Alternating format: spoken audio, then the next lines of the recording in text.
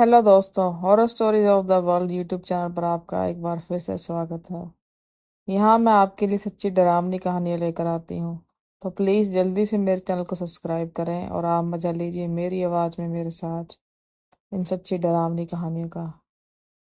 तो अब तक की कहानी में आपने जाना कि फातिमा जो है वो शमशान घाट के अंदर चली जाती है, उस जो धागा बंधा था गेट पर उसे तोड़कर। अगर आपने फर्स्ट पार्ट नहीं देखा हो तो आप प्लीज़ फर्स्ट पार्ट जरूर देखें, मैं उसका लिंक डिस्क्रिप्शन में दे दूंगी ताकि आप कहानी को पूरी तरह से समझ सकें। तो जो फातिमा है वो दरवाजे के अंदर चली जाती है और उसको अपने कानों में फुसफुसाहट की आवाज़ आती है, जैसे कोई बोल रहा हो फातिमा फातिमा उसके कानों में। और उसको हवा का झोंका महसूस होता है उसके बालों में पीछे।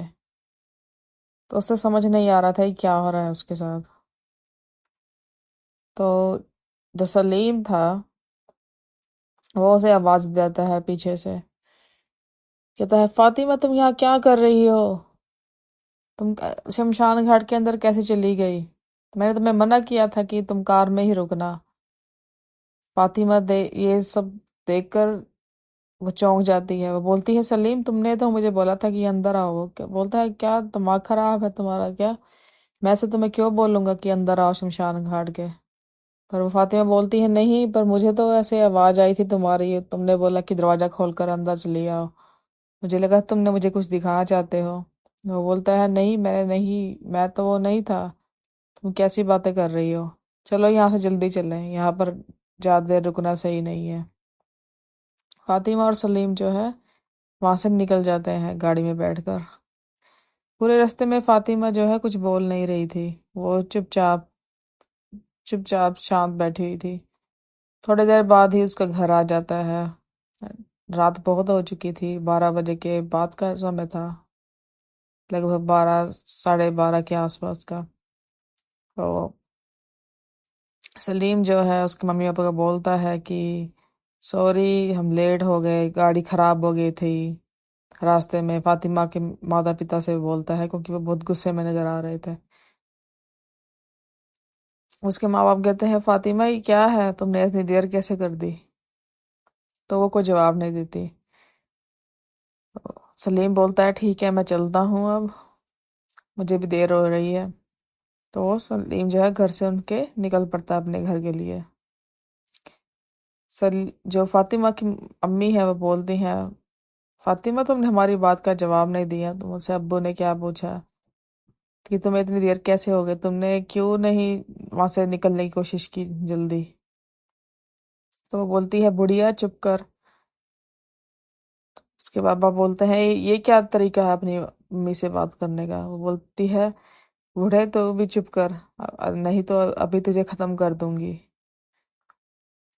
ये देख के उसके माँ बाप बहुत हैरान थे और वो सीधा कमरे में चली जाती है अपने, और अपने दरवाजे को बंद कर लेती है। उसके बाद उसके माँ बाप सोचते हैं कि ये क्या हो रहा है इसको, ऐसे तो ये नहीं है हमारी बच्ची, ये कैसे बात कर रही थी हमसे।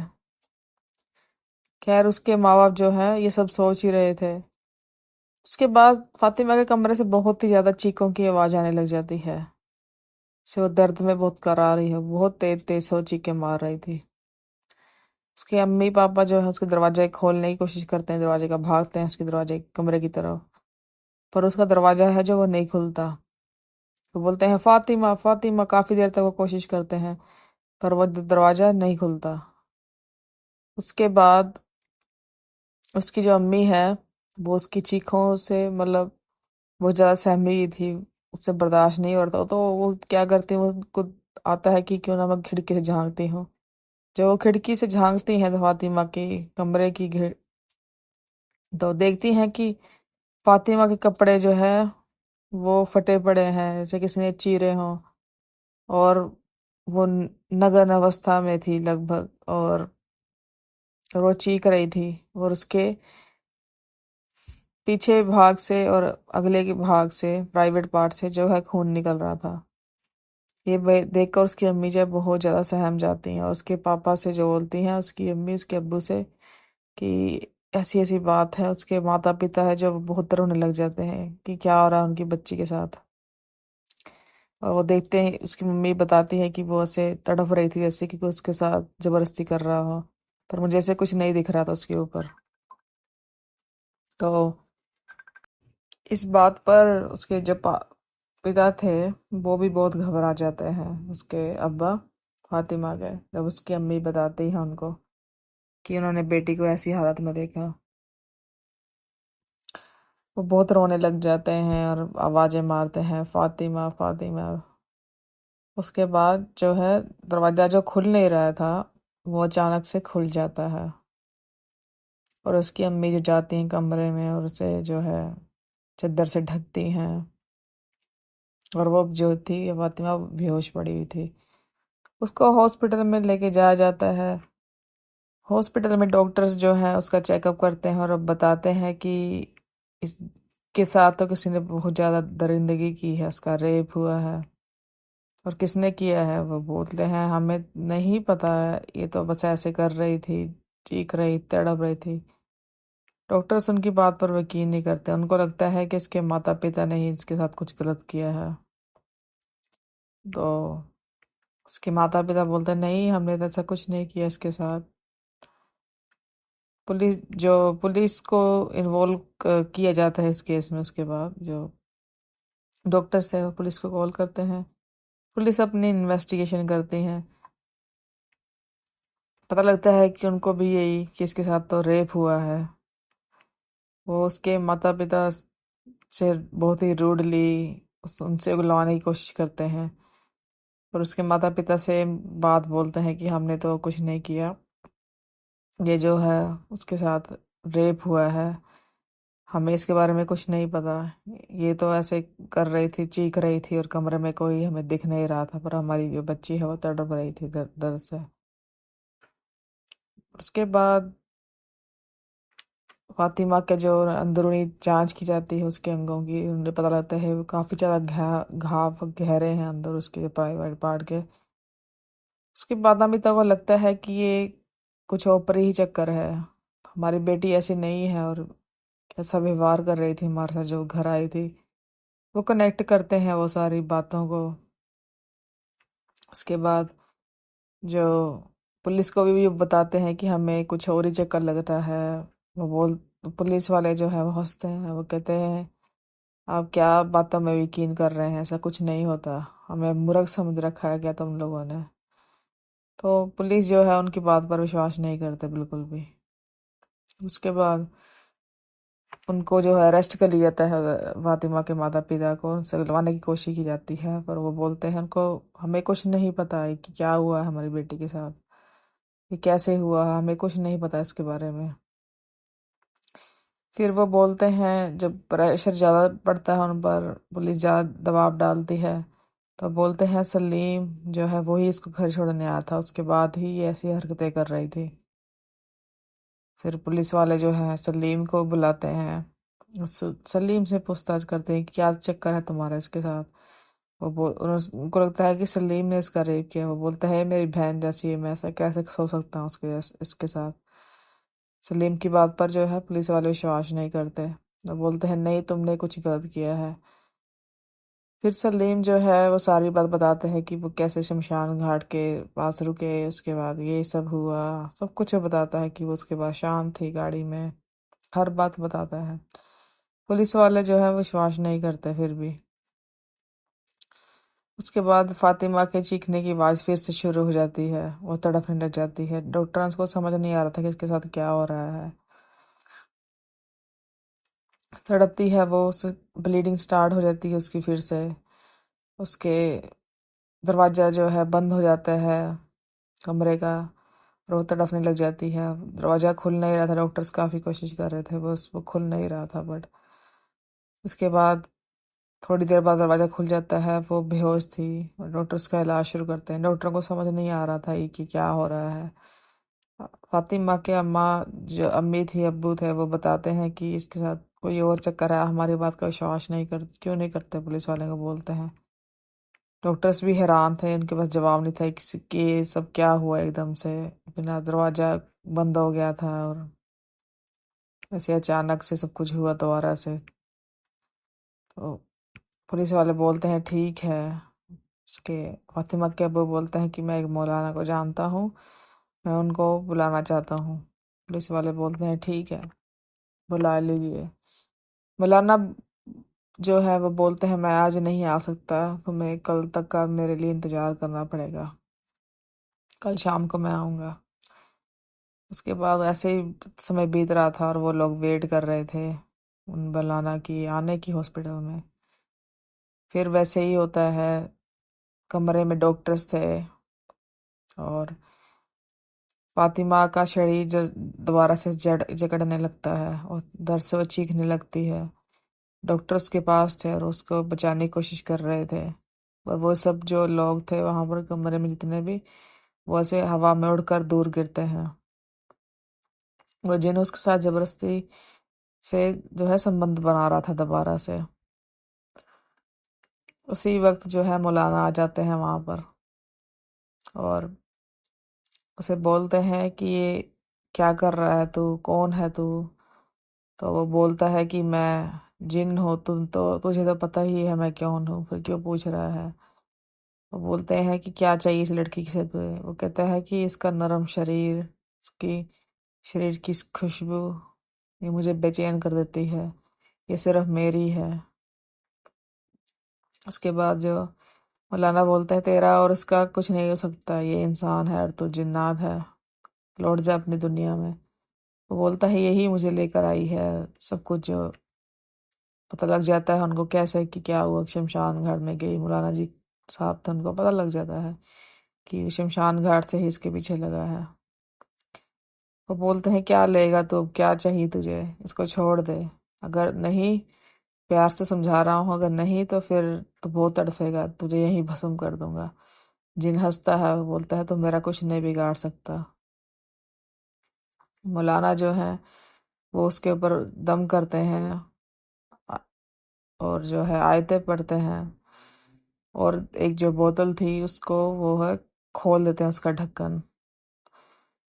जिनको दोबारा से बोलते हैं तुझे आखिरी मौका दे रहा हूँ मैं, छोड़ दे इस लड़की का शरीर। जो जिन था वो फिर से हंसता है, बोलता है नहीं, मैं नहीं छोड़ूंगा इसका शरीर, ये सिर्फ मेरी है। वो बोलते हैं ठीक है, तुझे अभी मैं बताता हूँ। फिर वो जो है आयतें पढ़ते हैं और वो एक काला सा धुआं निकलता है फातिमा के शरीर से, और वो उस बोतल में चला जाता है।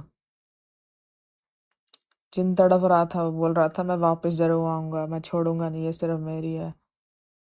उसके बाद जो मौलाना जो है उस का ढक्कन बंद कर देते हैं और उस बोतल का, जिन जो है वो उस बोतल में कैद हो चुका था। फिर जो मौलाना है वो बोलते हैं कि ये जिन जो है बोतल में आ चुका है, और वो उसको फातिमा को ताबीज पहनाते हैं।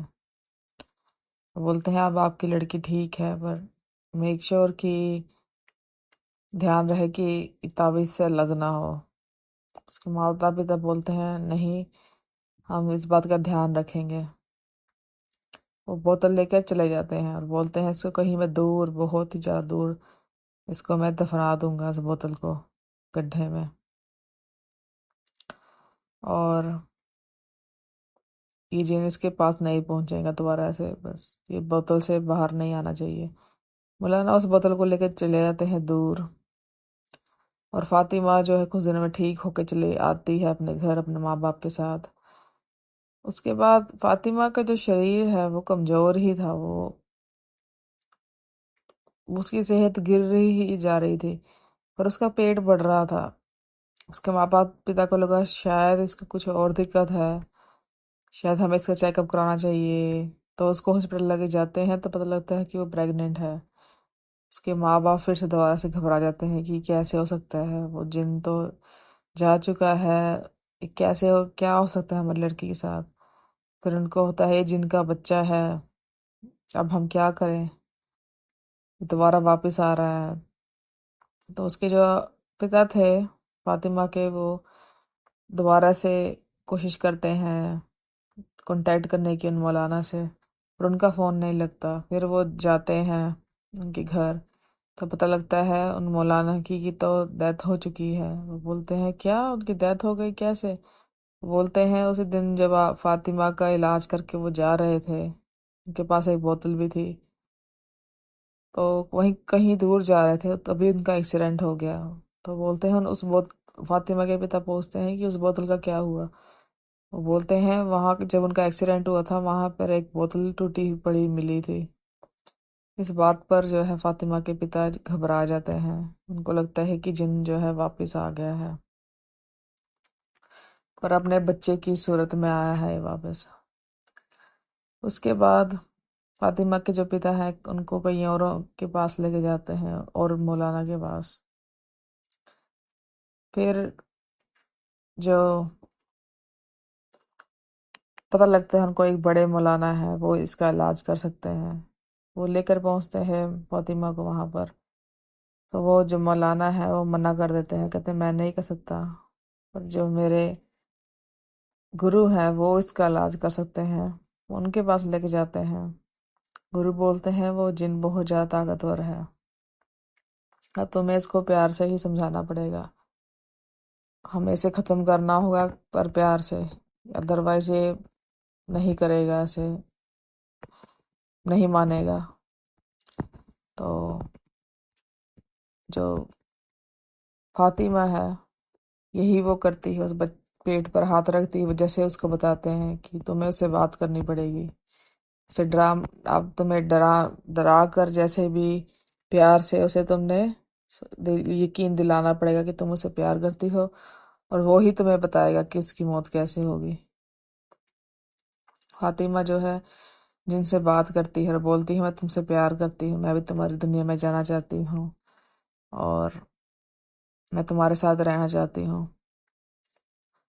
तो फातिमा जो है उससे बात करती है, वो जिन उसके कमरे में आता है, संभोग करता है उसके साथ, उसे तकलीफ होती है, बोलती है तुम्हारा बच्चा है, मैं तुमसे प्यार करती हूँ और हम दोनों एक साथ रहेंगे।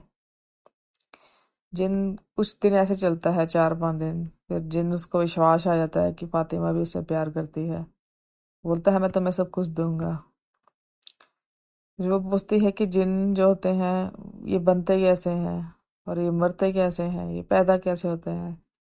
तो जिन उसको बताता है कि हम कभी भी पैदा नहीं होते, हम पहले इंसान होते हैं और फिर जब हमें कब्र में दबा दबा दिया जाता है उसके बाद हम जिन बनते हैं।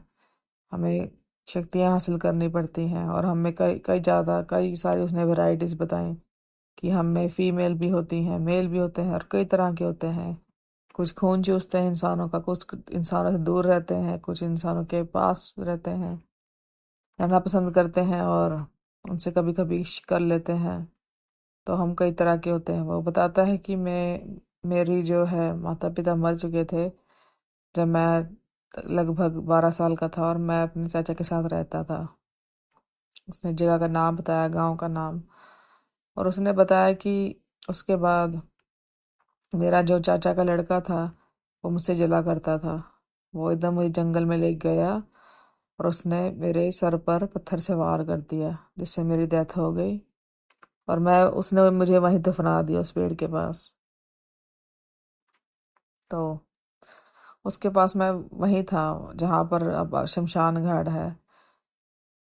फिर वो बोलती है ठीक है, तो तुम लोग ऐसे ही पैदा होते हो? बोलता है हाँ, और हमारी भी दुनिया होती है, हमारे बच्चे होते हैं। वो कहती है तुम मरते कैसे हो?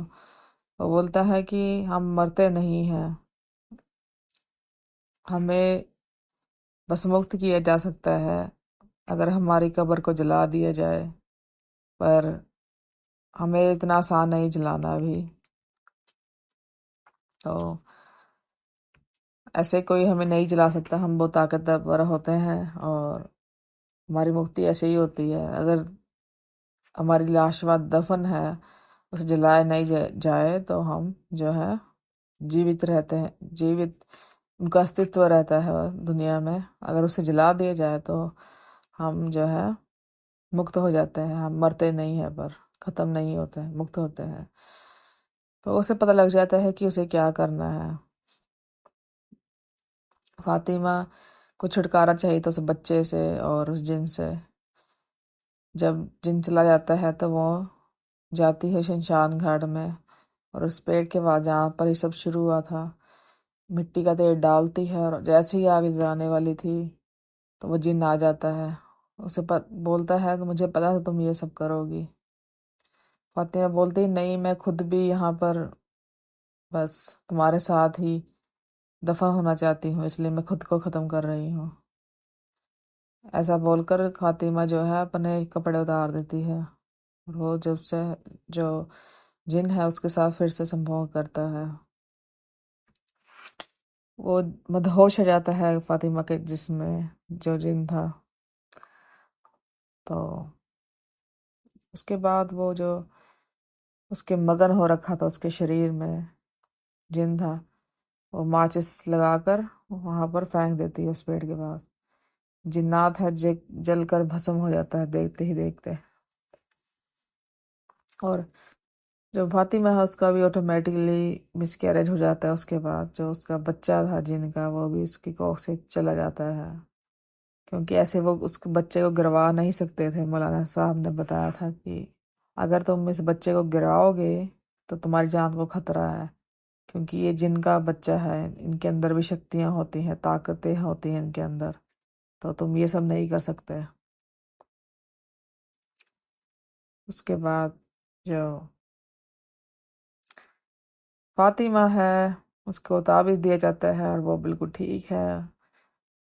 कुछ समय बाद, कुछ सालों बाद उसकी जो है शादी कर दी जाती है। उसके माता पिता बहुत खुश थे, और उसके जो पति है वो भी बहुत अच्छा था, उसका शौहर, और उसके बच्चे हुए 3 उस पति से। और वो अपना जो है लाइफ जो है अच्छी से जीने लगी उसके बाद। उसे कोई दिक्कत नहीं हुई कभी भी उसके बाद। तो खैर दोस्तों, ये थी हमारी आज की जो सच्ची कहानी। मुझे उम्मीद है ये कहानी आपको अच्छी लगी होगी। अगर अच्छी लगी हो इस जन्नत की कहानी तो मुझे आप ज़रूर कमेंट करें। और अगर आपको और भी कहानी सुननी पसंद है, जैसी भी कहानी सुनना पसंद है मेरी आवाज़ में, मुझे कमेंट में ज़रूर बताएं। अच्छी लगी हो तो लाइक करें और शेयर करें अपने फ्रेंड्स के साथ जिनको बहुत की कहानी सच्ची जिनकी कहानी सुनना पसंद है। और प्लीज़ मुझे मोटिवेट करें। चैनल को सब्सक्राइब करना बिल्कुल भी मत भूलें, ताकि आप मेरी आने वाली कोई भी जो है वीडियो उसको मिस ना करें। अगर आपके पास ही कोई कहानी हो तो मुझे आप लिख भेजें। मेरी जीमेल आईडी है horrorstories of world65@gmail.com। तो दोस्तों, आज के लिए इतना ही। मैं आपसे फिर से मुलाकात करूंगी जल्दी एक नई वीडियो के साथ। तब तक के लिए धन्यवाद।